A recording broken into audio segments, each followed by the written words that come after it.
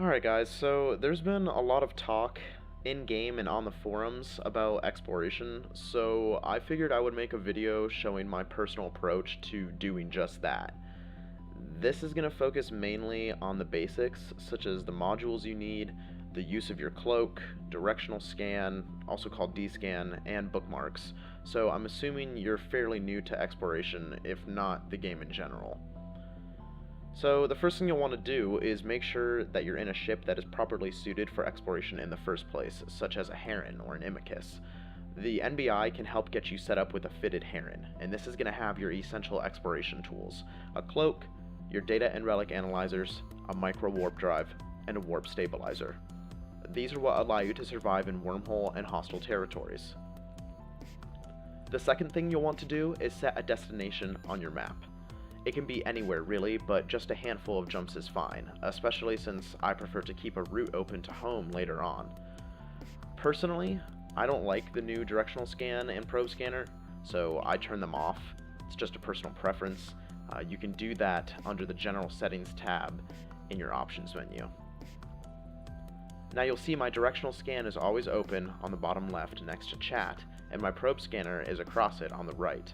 Local is in its own window on the left side of the screen because you want to be able to see at a glance who is coming and going in the system that you're in. What we're looking for is cosmic signatures located on your probe scanner, so you can uncheck show anomalies as we don't care about those when we're doing solo exploration. The third thing is finding a cosmic signature and scanning it down.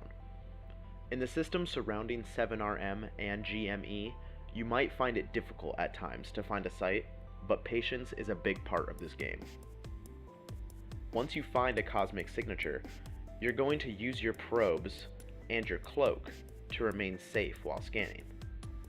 Now, as I travel around the constellation, regardless of the ship that I'm using, whether it's a Heron, an Astero, a Cheetah, or something higher end like a Stratios, the principles are the exact same.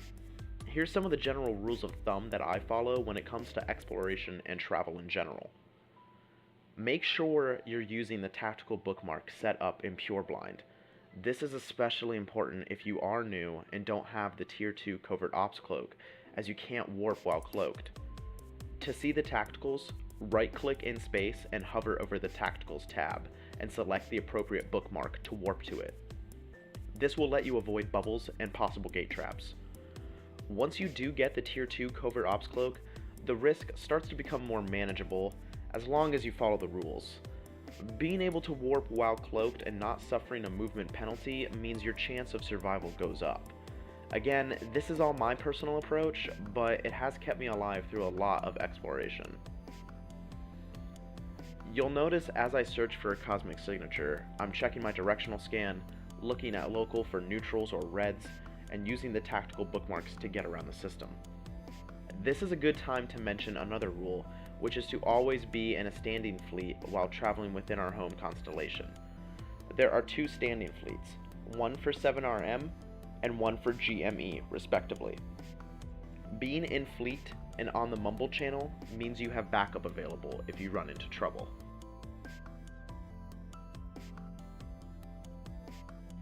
When someone says get on comms, that means to get on Mumble and join the appropriate lobby for the standing fleet that you're currently a part of. Something else to keep in mind is once you do have the Tier 2 Covert Ops cloak, use it as often as you possibly can. Even when I'm traveling in friendly territory, I keep it activated at all times.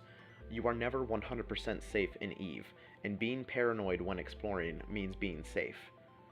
The important thing about being cloaked is that it can keep you off of other players' D-scan. They can still see your probes, but your actual ship will be off of their scanner, which means you can scan relatively safely.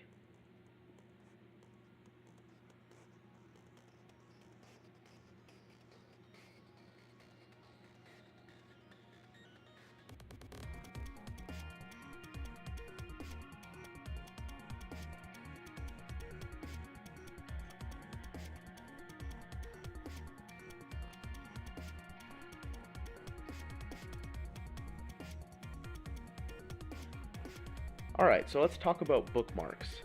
I've reached a system with cosmic signatures, but there's a handful of neutrals in the local window.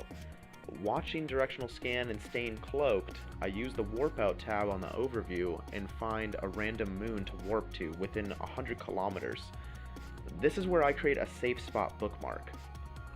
Press Alt and E and select the Places tab and then hit Create Folder. Make a couple of folders, one named Wormholes and the other named Safe Spots. Halfway through the warp, open your bookmarks and then hit Add Location. Place a mark in your Safe Spot folder.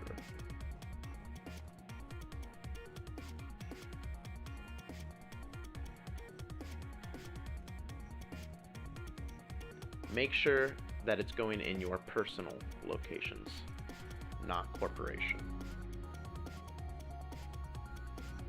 Once you land at the random warp spot, right-click in space and warp to your newly created safe spot. You can deploy your probes here before entering warp if you want, as it will distance you from them on other players' directional scans.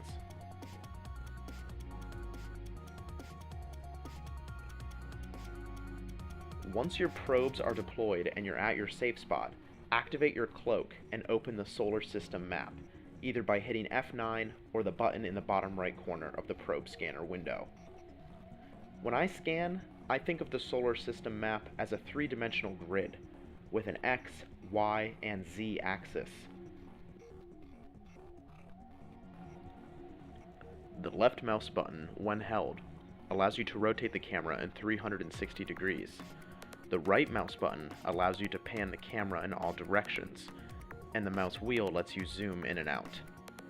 Keeping this three-dimensional grid in mind, you'll want to start with the pinpoint formation, as I personally don't think the spread formation is of any value.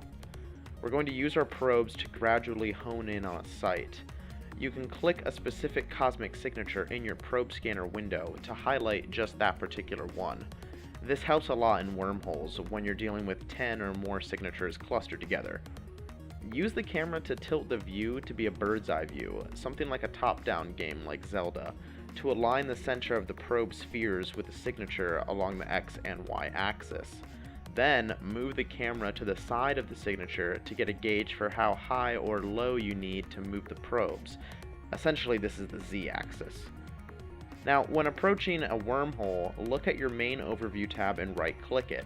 Wormholes are broken up into categories, C1 through C6. The only ones worth our time as solo explorers are C1 through C3. You can find out a wormhole sea level fairly easily. Hit Show Info and you'll see a line that reads, "This wormhole leads to blank parts of space." If it says unknown parts, it's a C1 through C3 wormhole. If it says dangerous unknown parts of space, it's a C4 to C5 wormhole. And if it says deadly unknown parts of space, it's a C6 wormhole. This is where I'll stop the video for now. Any questions or comments or anything like that, go ahead and just let me know.